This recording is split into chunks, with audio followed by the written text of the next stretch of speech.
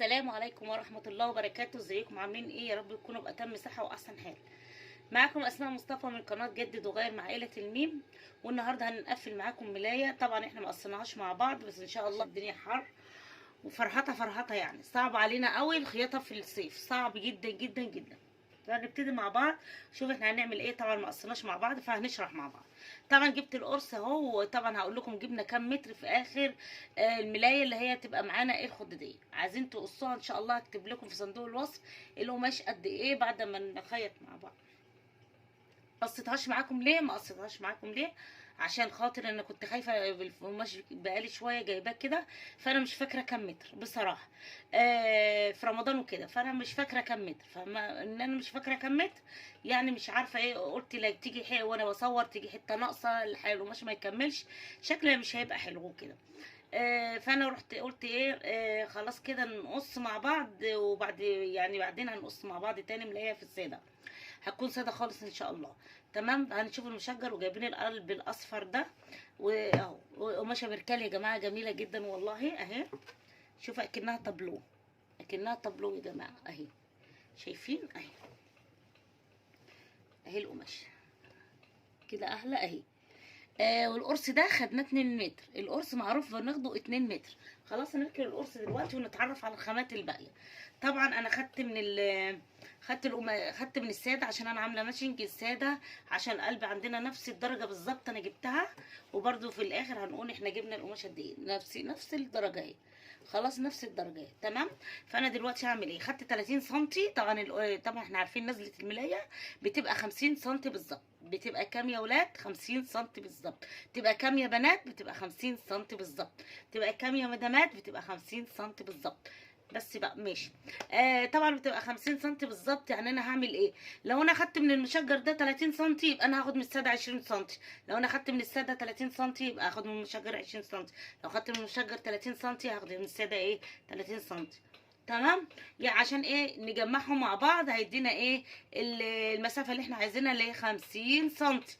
خلاص كده يا جدعان، خلاص كده تمام كده تمام كده. تعالوا نشوف احنا هنعمل ايه تاني مع بعض. واهم حاجه نصلي على الرسول عليه افضل الصلاه والسلام، ونذكر الله نصلي على الرسول يا جماعه. ونشوف كده احنا هنعمل ايه. طبعا عشان انا هعمل ال 25 سنتي دول، انا واخداها ب 27 سنتي عشان خاطر 27 سنتي طبعا عشان خاطر الخياطه. يعني واخده كام؟ يعني واخده 27 و27 بالظبط اهو. دي كده اهو.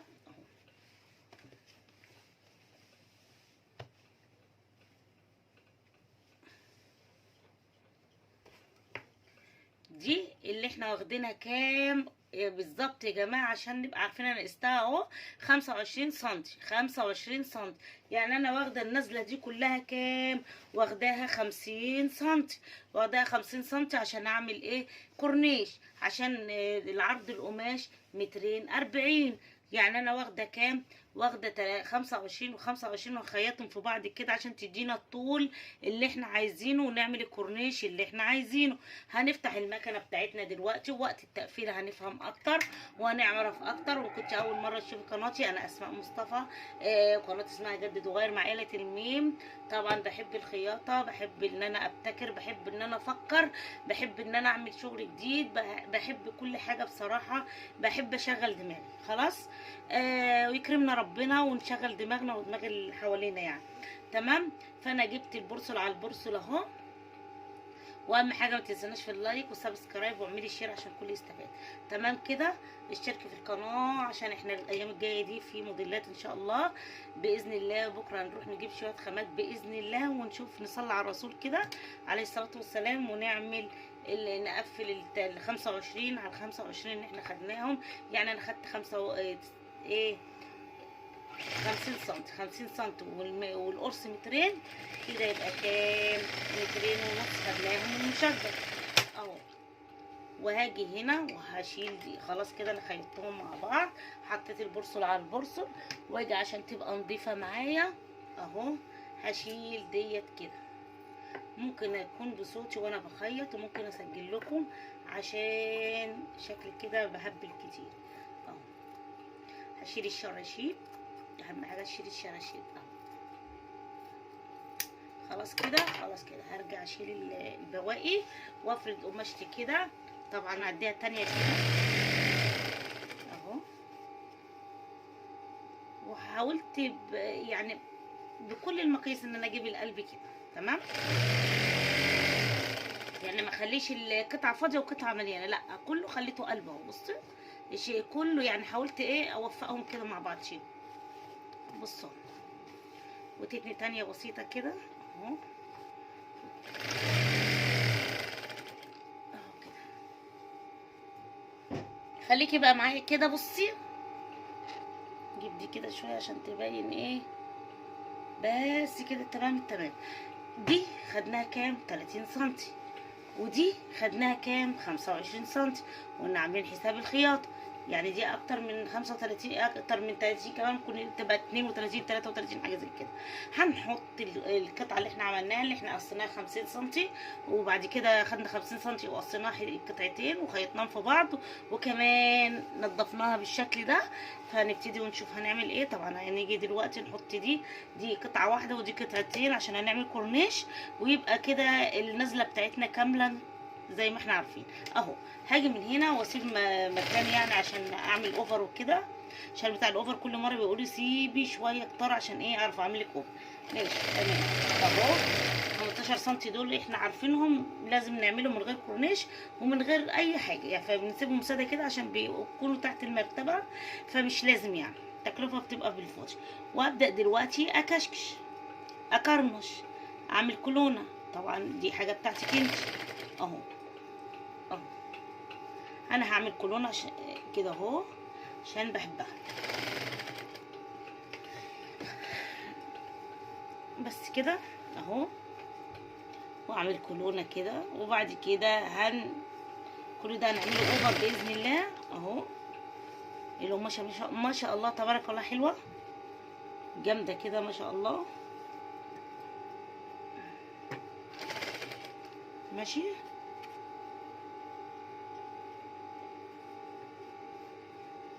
شايفه الكولونه اهي، والقماشه دي ما شاء الله اول ما تعملي كده بصي بتحدد على طول عشان إيه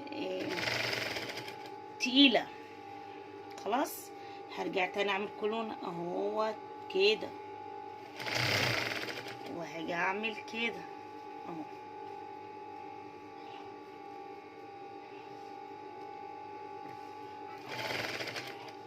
ماشي وهاجي تاني اعمل كده. بص باخد مسافة عقلة الصباع بتاعتي، يعني طول ما انا ماشية كده باخد مسافة عقلة الصباع بتاعتي اهو وامشي.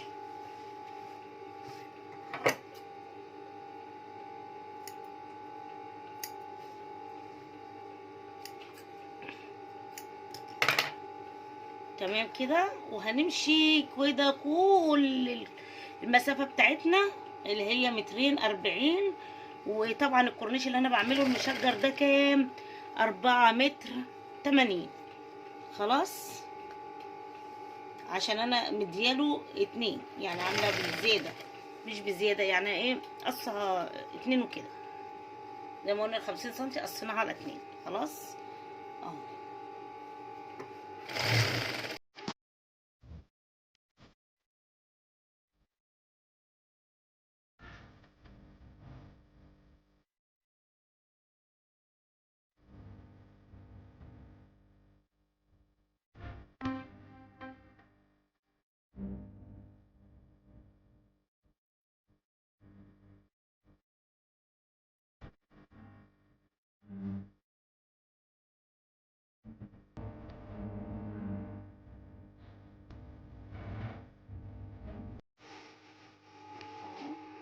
نجيب عدلة القلب كده،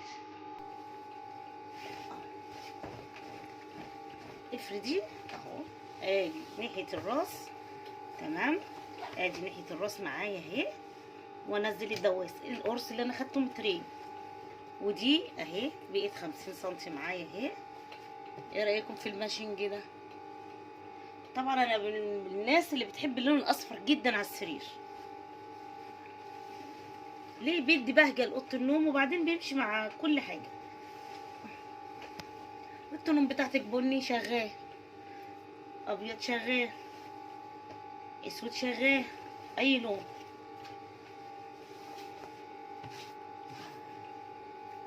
ادي القرص بتاعي اللي انا خدته 50 سنتي وقصيته من النصين وعملت كورنيش. دي كورنيش ودي قماشه عاديه قد مسافه الملايه بالظبط. يلا نشوف هنعمل ايه. طبعا احنا واخدين مسافه علشان ايه؟ علشان الاوفر، وعاملين مسافه للخياطه، عاملين حسابنا في الخياطه بقى. همشي كده على طول، حط الوش على الوش زي ما انتوا شايفين، ادي الوش على الوش، وامشي كده زي ما انتوا شايفين اهو اهو، شايفين؟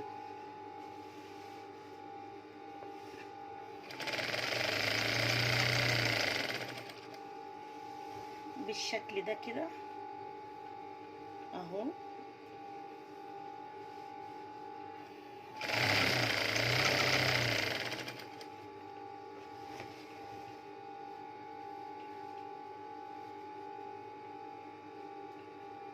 طبعا انا سايبه مسافه عشان خاطر الاوفر، يعني ياخد راحته وهو بيعمل اوفر، لان انا ما عنديش اوفر.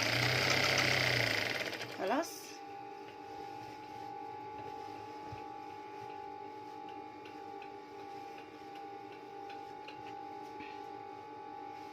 اهو زي ما انت شايفه كده اهو. تعدلي كده عشان تمشي معاكي المسافه مظبوطه، عشان ده بيبقى ايه بيبقى بيبقى فيه شده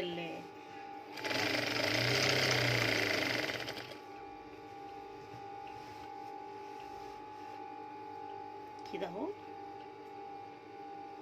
شايفه؟ حلو حلو اهو، وش على الوش وده.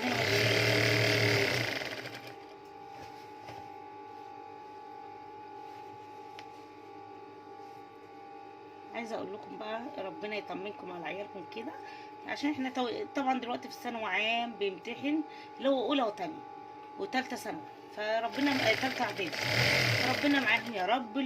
واللي عايز ربنا يكرمه ان شاء الله، ربنا يكرمه ويدي كل واحد تعبه يا رب.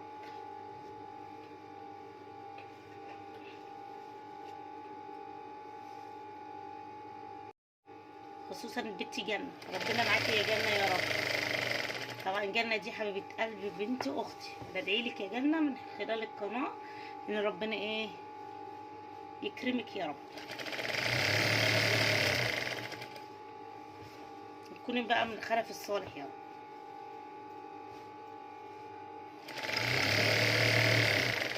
وانا ابني بيمتحن طبعا في ثانوي عام تانية ثانوي، ربنا معاه.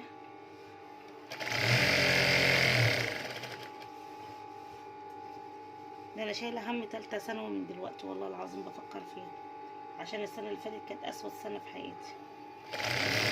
ربنا يستر، ربنا يستر. بس كده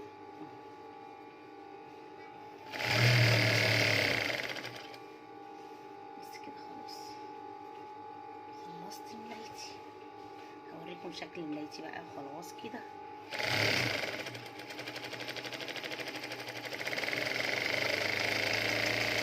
عشان اطلع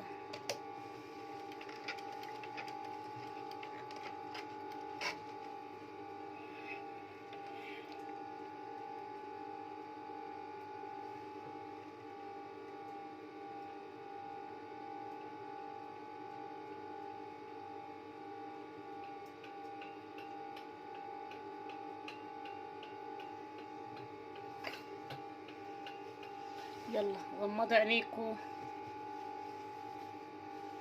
يلا غمضوا عينيكم كده عشان تشوفوا الفجأة اهو اهو. ادي ملايتي، وادي الشكل اللي انا عملته في الملاية النهارده اهو. ادي الكالونات وادي جمال وادي الحلاوة اللي احنا كل مرة بنجدد وبنطلع حاجات جميلة شكلها تحفة يا جماعة، تحفة تحفة تحفة.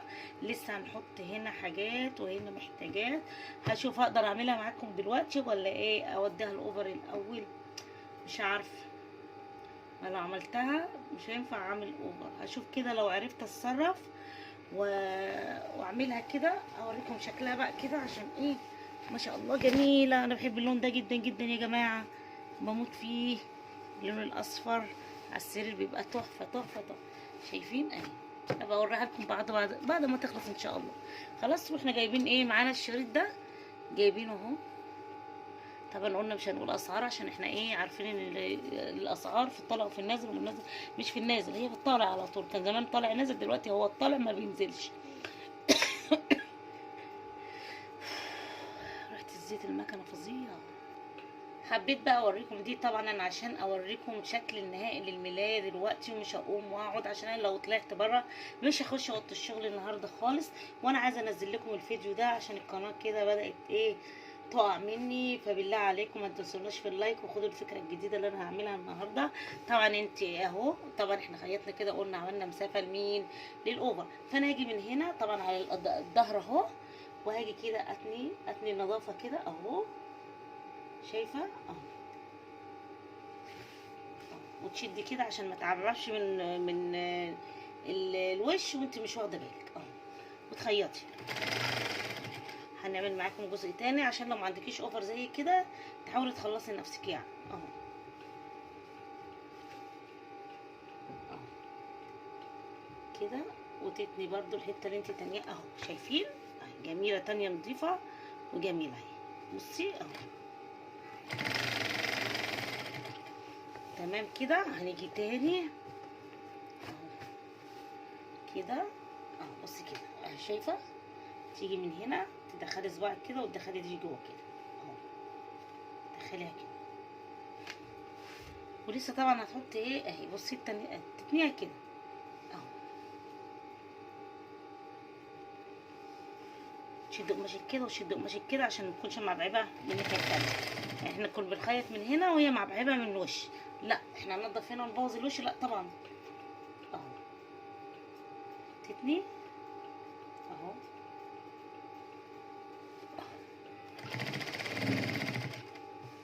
طبعا ما شاء الله نضيفه قدامي خالص. وكمان الناحيه التانيه اللي هي دي مش هتاخد وقت زي دي عشان فيها كورنيش كمان، هتمشي على طول. دي عشان فيها كورنيش فانت لازم تتني تاني، لا تتنيها جوه كده على قد التانية الكورنيش اهو، او الكالونه اللي انت عاملاها اهو. شايفه اهو؟ بصي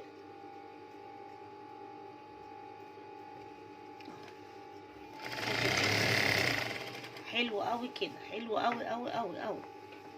لازم تشغلي دماغك، ما تقعديش كده، شغلي دماغك.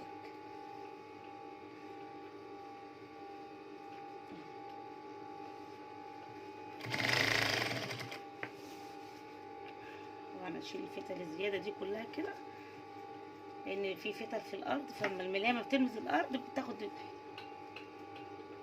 اهو. شايفين؟ روح عامله دي كده وروح ماشيه. بصوا بقت نضيفه معايا ازاي اهو اهو. بصي بقت نضيفه ازاي كده. ممكن احط ايه القطعه الجبيره اللي انا هحطها بكل سهوله اهو. نعمل قطعه تاني كده عشان نقفل الفيديو ونجيلكم ان شاء الله واحنا ايه بنركب الجبيره بتاعتنا. خلاص اهو. لو ما فيش اوفر شغلي نفسك كده. وعلى فكره احلى من الاوفر كتير، لان الخياطه ثابته عن الاوفر كمان. الاوفر مع الغسيل تلاقيه كده طلع. يعني انا مع الشيفونات كمان بالذات، يعني الشيفونات تحاولي تتني احسن ما تعملي اوفر، عشان الشيفون بيكر ساعات مع الغسيل الكتير كده بتلاقيه فظر من بعضه، فتلاقيه مش حلو. وانا بقولك المعلومه دي عن تجارب 10 سنين شغل، 10 سنين شغل. تمام.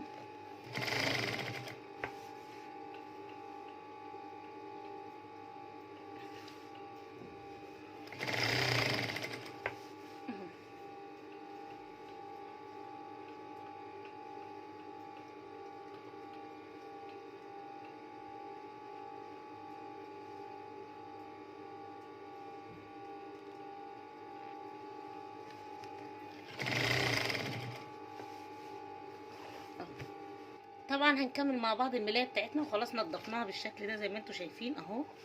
احلى من الاوفر كمان، شايفين؟ يعني شويه فتل كده احنا هنشيلها وننضفها طبعا، مش هتبقى كده وبس. وجينا من هنا طبعا نضفنا برضو اهو، شايفين ولا في شراشيب ولا في اي حاجه، احلى من الاوفر كمان. هو خد وقت بس احسن من الاوفر، وفرنا. وطبعا ايه، حطيت الجبيره القطن دي هنا كده اهو، شايفين الشكل. طبعا مشجر الساده، المشجر انا هحطه في ايه برضو جبيره كده روجانزا، هبقى احطها كده بين برضو المشجر والساده. تمام. وهبدا دلوقتي اخيط بالصلاه على النبي كده، اللهم صل عليه اهو. وامشي على الخياطه اللي انا ايه نضفت بيها الناحيه التانية اهي، عشان في خياطتين اهي، دي الخياطه اللي انا نضفت بيها الناحيه التانية، فانا هداريها برضه وكده، يبقى مفيش حاجه باينه معانا والدنيا حلوه معانا اهو. هبدا اعمل كده كده، هعمل ملايتي كلها بالشكل ده. وطبعا نضفت ملايتي وتنيتها من 3 احرف او ال3 جوانب اهو، وتمشي بقى كده على طول اهو. شايفه الكاميرا اهي موضحه احسن من الاول كمان، الاتجاه ده احلى كمان اهو. تبدأي تعملي كده على طول، تاخدي سنتي بسنتي اهو، سنتي وتخيطي